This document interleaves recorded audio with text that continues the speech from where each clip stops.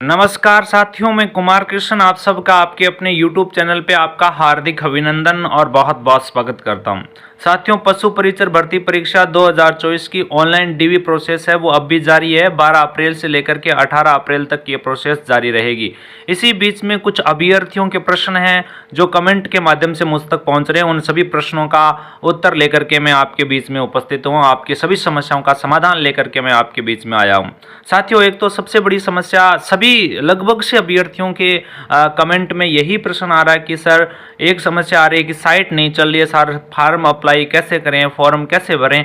तो आपसे मैं यही कहना चाहूँगा कि अभी तारीख शेष है, 18 अप्रैल लास्ट है, इसलिए आप बार बार प्रयास करते रहें और ज़्यादातर समय आपको बताऊं तो रात्रि के समय अपने फॉर्म को फिल करें। संबंधित ई मित्र के कोई सदस्य के साथ बैठ करके आराम से अपने फॉर्म को फिल करना और समय रहते हुए आप अपने इस डॉक्यूमेंट वेरिफिकेशन की ऑनलाइन प्रोसेस को पूरी कर लेवें।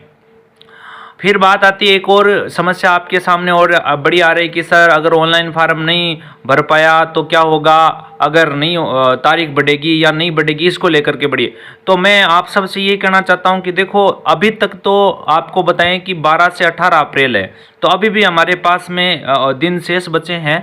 इसलिए आप तारीख बढ़ने की तो कोई समस्या का विचार ही या समस्या का समाधान करने की बात आए तो उसमें तो आपको विचार अभी करना ही नहीं है। दूसरी बात, समस्या को लेकर के बात करें कि भाई तारीख बढ़ेगी या नहीं बढ़ेगी। इसके लिए मैं आपको एक बात बताऊं कि एक बार क्या हुआ था कि राजस्थान के अंदर पीछे की बात है, सीएचओ भर्ती की और जूनियर अकाउंटेंट भर्ती जो थी, है ना, सीएचओ भर्ती, एक तो आपकी सीएचओ जो भर्ती है उस सीएचओ भर्ती की और एक आपकी जूनियर अकाउंटेंट भर्ती जो थी उस भर्ती में के अंदर भी ऐसा ही हुआ था। डॉक्यूमेंट प्रोसेस ऑनलाइन हो रही थी। उस दौरान क्या हुआ कि उन भर्तियों को पर्टिकुलर मेरे को एक चीज़ याद नहीं है कि जूनियर अकाउंटेंट की भर्ती थी या सीएचओ की भर्ती थी, किस में थी ये पक्का पता नहीं है, लेकिन आप थोड़ा सा मैं आपको बताऊं तो उसमें क्या हुआ था कि ऐसे ही 5-6 दिन का टाइम दिया था डॉक्यूमेंट प्रोसेस के लिए, लेकिन उसमें जो अभ्यर्थी थे उनकी संख्या ज़्यादा थी। इसलिए क्या हुआ कि लास्ट में साइट में प्रॉब्लम आ गई थी, फॉर्म जो है वो फिल नहीं हो पा रहे थे। इसलिए क्या हुआ कि बाद में उसकी तारीख बढ़ा दी गई थी। तो हो सकता है कि आपकी भी तारीख बढ़ सकती है अगर ऐसा हुआ, लेकिन अभी तक तो कोई ऐसी समस्या नहीं है। आप अपने जो डॉक्यूमेंट है वो ऑनलाइन है जो फिल कर सकते हो, अभी भी किसी प्रकार की कोई समस्या नहीं है। स्क्रूटनी फॉर्म में फिर भी कोई समस्या आती है तो उनके लिए मैं आपसे अलग से बातें करेंगे, लेकिन अभी तारीख हमारे पास शेष है तो समय रहते हुए आप अपने फॉर्म को फिल करें। अगर कहीं ना कहीं कोई नेटवर्क संबंधी समस्या है या कोई ना कोई समस्या चल रही है तो ये मान के चले कि आप बार बार प्रयास करते रहें। और दूसरी बात, ये ज़्यादातर प्रयास जो आपका रहेगा वो रात्रि के समय, आप जब समय रहे तो 11 बजे के आसपास अगर फॉर्म फिल करते हो 11 से 1 के बीच के टाइम में, तो आपका फॉर्म सही तरीके से फिल हो पाएगा। इसलिए आप ध्यान रखें, ज़्यादा घबराने की आवश्यकता नहीं है। तो ये है। दूसरी बात, तारीख बढ़ भी सकती है, नहीं ये तो आगे की बात है, हो सकता है। मैंने आपको बताया पहले वाले अनुभवों के आधार पे मैं बता रहा हूँ कि भाई जूनियर अकाउंटेंट था या शायद सीएचओ वैकेंसी थी, कौन सी भर्ती थी, उसमें लेकर के ये डॉक्यूमेंट वेरिफिकेशन ऑनलाइन हो रहे थे, उसको लेकर के मैंने आपको बताया। फिर ये बात है कि भी सर, अगर हम ऑनलाइन नहीं भर पाए, मान लो कि हमारा फॉर्म ऑनलाइन नहीं हो पाया तो हम क्या करेंगे। तो इसके लिए यही है कि चलो आपका ऑनलाइन फॉर्म नहीं हो पाएगा, कोई समस्या आ जाएगी, तारीख भी नहीं बढ़े और भी हो जाए, ऐसी मतलब कोई झंझावात टाइप का सवाल आपके दिमाग में आ रहा है, तो मैं आपको लिए एक ही बात कहना चाहता हूँ। इसलिए आपको क्या है कि आपको ऑफलाइन डीवी के लिए तो जाना ही जाना पड़ेगा। ऑनलाइन आपका नहीं हो तो आपको स्क्रूटनी फार्म कहीं से ऑनलाइन कहीं से किसी साइट पे मिल जाएगा। अगर नहीं मिले तो मैं आपको मेरे टेलीग्राम चैनल जो नीचे लिंक दे रखा है उसको ज्वाइन कर लें, वहाँ पे मैं आपको अपलोड करवा दूँगा स्क्रूटनी फार्म की पीडीएफ। उसको आप ऑफलाइन भर लेना। ऑफलाइन भरने के बाद जिस दिन आपकी डीवी हो उस दिन आप जहां आपका संबंधित विभाग, जहां आपको डीवी बुलाया गया संबंधित कार्यालय के, वहां पहुंचना है और उनको उन दोनों को प्रस्तुत कर देना। वहां आपकी मान्य हो जाएगी बातें।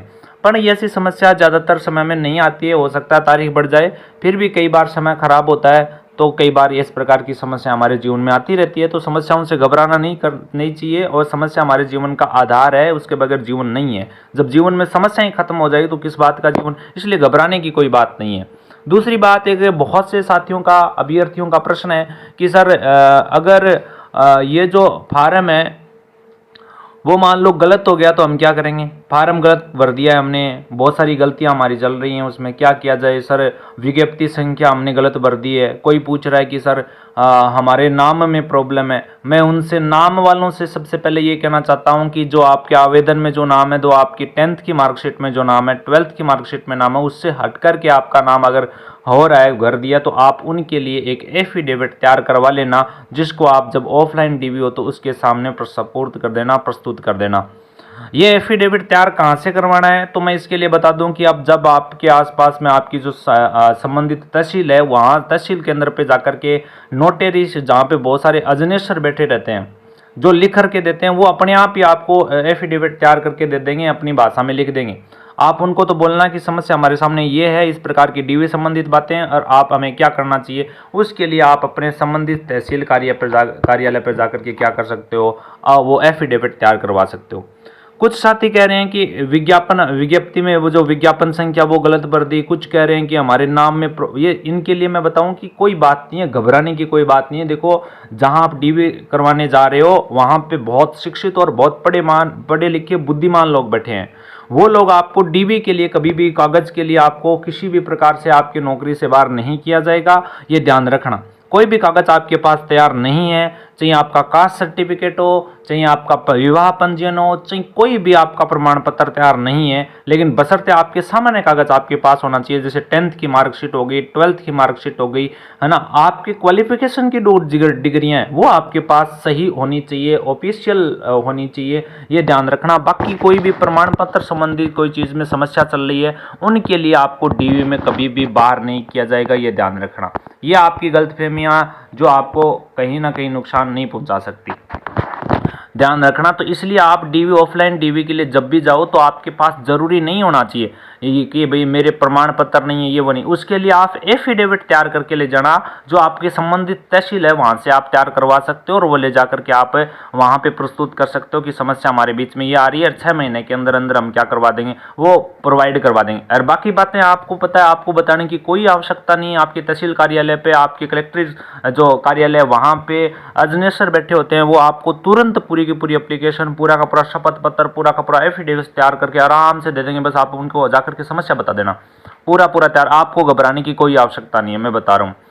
दूसरी बात, क्या सर अब फार्म कैसे भरेंगे? अब अगर हमारे सामने ये है कि हमारा तो ऑनलाइन ही बंद हो रखा है, बार बार रात को भी प्रयास करते हैं लेकिन फिर भी नहीं भर रहे हैं, है ना, ई मित्र वाले पता नहीं किस प्रकार से हैं कि उनको पता ही नहीं है। उन साथियों से मैं कहना चाहता हूं कि भाई आप, है ना, कोई अच्छे से ई मित्र जो अनुभवशाली व्यक्ति हो, जो बहुत बार इन चीज़ों से संबंधित काम करते हो, उनसे ही अपने डॉक्यूमेंट वेरिफिकेशन का ऑनलाइन संबंधित कार्य कराएं, ताकि आप ज़्यादा से ज़्यादा गलतियां करने से बच सको।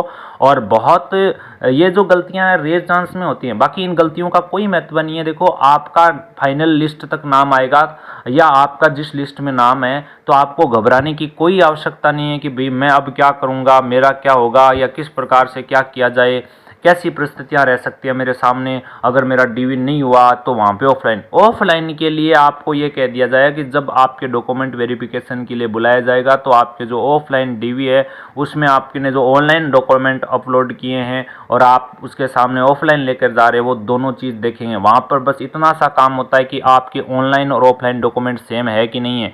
दूसरा, आपको वहाँ पे यह देखा जाएगा क्या ये ओरिजिनल है, आपकी मार्कशीट, आपने 10th कहाँ से की है, आपकी 12th कहाँ से की है, जो मान्यता प्राप्त यूनिस बोर्ड है या यूनिवर्सिटी है, जो भी है जहाँ से आप करके आ रहे हैं, वो क्या सही है, ऑफिशियल है कि नहीं है। फर्जी है तो आपको वहीं बार कर दिया जाएगा। बस ये जांच की जाती है, बाकी आपसे कोई जानकारी नहीं मांगी जाएगी उधर जा करके। अब बात आती है कि मान लो जैसे कई साथी कह रहे हैं कि भाई मेरा तो विवाह हुआ ही नहीं, फिर भी मैं क्या विवाह संतान घोषणा पत्र लगाऊं? अरे, आपका जब विवाह नहीं हुआ तो आप पे संतान लागू ही नहीं होगी, तो आप क्यों संतान वाले शपथ पत्र को लगा रहे हो? दूसरी बात, कुछ साथी कह रहे हैं कि सर जब फॉर्म भरा था तब मेरी शादी नहीं हुई थी, लेकिन फॉर्म भरने के बाद मेरी शादी हो गई, अब मुझे विवाह पंजीयन लगाना है कि नहीं? अरे, जब आपने आवेदन करते समय अगर विवाह वाले ऑप्शन में क्लिक किया है तभी आपको विवाह पंजीयन बनाना है, वरना आपको विवाह पंजीयन नहीं लगाना है, यह ध्यान रखना। और फिर भी आपको लगाने की चूल मची हुई है तो मैं आपसे कहना चाहता हूं उनके लिए आपको अलग से एक शपथ पत्र लगवाना पड़ेगा। कुछ साथी कह रहे हैं कि सर कास्ट सर्टिफिकेट है, जाति प्रमाण पत्र हमारा, उसमें यह समस्या है कि हम कौन सा लगाएं, हमारे पास तो है नहीं, पुराने वाला है। अरे आपने जब आवेदन किया था उस समय आवेदन के समय जो आपके पास कास्ट सर्टिफिकेट था उसी सर्टिफिकेट को आपको लगाना है। अगर नया लगाओगे जो बाद में बना है उसको लगाओगे तो सीधी सी बात है, इसके लिए आपको अलग से एफिडेविट लिखाना पड़ेगा तहसील कार्यालय से और वहां पे आपको नोटरी करवानी पड़ेगी। इसलिए आप पुराने वाला अपने पास रखें।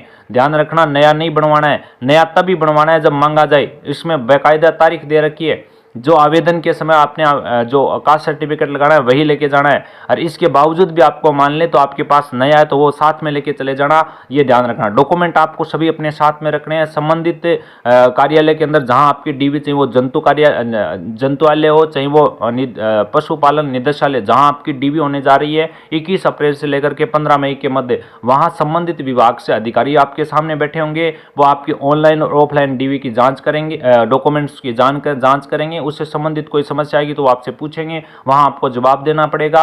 और दूसरी बात, अगर वहां पे किसी प्रकार के कोई नाम में प्रॉब्लम है, कोई समस्या को लेकर के कोई समस्या आ रही है, या मान लो कि जैसे किसी के डॉक्यूमेंट में कमी है तो वहाँ पे आपको उनके लिए एफिडेविट मांगे जाएंगे, तो वहाँ से भी आप लिखवा सकते हो। वहाँ पर भी आपको अलग से ऑप्शन मिलेगा, समय मिलेगा आपको वहाँ पर भी। इसलिए एक बात तो ये ध्यान रखना कि आपको डॉक्यूमेंटों के लिए कभी भी नौकरी से बाहर नहीं किया जाएगा। ध्यान रखना केवल बेसिक जो आपके डॉक्यूमेंट है, क्वालिफिकेशन के डॉक्यूमेंट है, वो आपके पास सही, ओरिजिनल और आधिकारिक यूनिवर्सिटी या बोर्ड के होने चाहिए, ये ध्यान रखना। जिसको सरकार के द्वारा मान्यता प्राप्त बोर्ड हो, यूनिवर्सिटी हो, उनसे संबंधित होना चाहिए, वरना आप बाहर हो सकते हो। बाकी आपको घबराने की कोई आवश्यकता नहीं है, किसी प्रकार की समस्या आपको चिंता करने की जरूरत नहीं है, इतने बड़े कोई समस्या है ही नहीं है। तो ये ध्यान रखना। एक तो आपका प्रश्न था कि साइट नहीं चले तो आप बार बार अभी प्रयास करते रहे, अभी समय शेष है, समय रहते आप अपने इस काम को पूरा कर लें, ऑनलाइन प्रोसेस को पूरा कर लें। दूसरी तारीख बढ़ेगी या नहीं, ये बाद की बात होती है। पहले आपको इस बारे में सोचना है ही नहीं कि तारीख बढ़ेगी क्या नहीं बढ़ेगी, बाद में सोचेंगे बढ़ेंगी या नहीं बढ़ेंगी। अगर नहीं बढ़ेगी तो मैंने बता दिया कि पीछे वाले अनुभव के आधार पर बताया कि बढ़ी थी पीछे। अगर ऐसी समस्या आती है साइट के अंदर तो बढ़ भी सकती है, और तो समस्या आप देख सकते हो। आप फार्म कैसे भरेंगे, तो सीधी सी बात है, फार्म भरने का तरीका बता दिया। जब तारीख नहीं बढ़ेगी तो मैं आपको बता रहा हूँ, स्क्रूटनी फार्म में आपको ऑफलाइन, अब मेरे टेलीग्राम चैनल के नीचे लिंक दिया है जिस पे मैं अपलोड कर दूंगा, वहां से आप ऑफलाइन भर करके ऑफलाइन डीवी के समय वहां पे प्रस्तुत कर देना, साथ में एफिडेविट प्रस्तुत कर देना, आपका काम हो जाएगा। दूसरी बात, फार्म गलत भर दिया तो क्या है, फार्म गलत भर दिया कोई बात नहीं है, कोई समस्या, कोई चिंता या घबराने की बात नहीं है। आपको किसी प्रकार की समस्या नहीं आने वाली है। आप जो नाम आपके नाम से संबंधित गलती है किसी नाम, तो उनके लिए एक एफिडेविट लिखा लेना, वो उनके सामने लगा करके सपुर्द कर देना, है ना, कि ऐसा ऐसा हो रहा है हमारे। जैसे किसी के आधार कार्ड में नाम अलग है, 10th के मार्कशीट में अलग है, उसके लिए आपको सीधी सी बात है एफिडेविट लिखाना पड़ेगा तहसील से, है ना, और वो आपको वहां पे प्रस्तुत करना पड़ेगा। दूसरी बात, उसमें भी प्रस्तुत करते समय भी आपको वो बताना पड़ेगा कि 6 महीने के अंदर अंदर ये समस्या ये पूरी करवा देंगे हम। तो ठीक है, घबराने की कोई आवश्यकता नहीं है ना। और बाकी कोई समस्या आपके सामने आती है तो कमेंट बॉक्स में मुझे जरूर बताइए, आपकी समस्या का निवारण, आपकी समस्या का समाधान किया जाएगा। इसलिए इस चैनल को सब्सक्राइब कीजिए और अपने अन्य साथियों को भेजिएगा। मैं आपको बहुत बहुत धन्यवाद देता हूँ, आपने वीडियो पूरा देखा, इसलिए आपका बहुत बहुत पुनः धन्यवाद करता हूँ। जय जय राजस्थान, जय जवान, जय किसान, आपके उज्जवल भविष्य की कामना करता हूँ।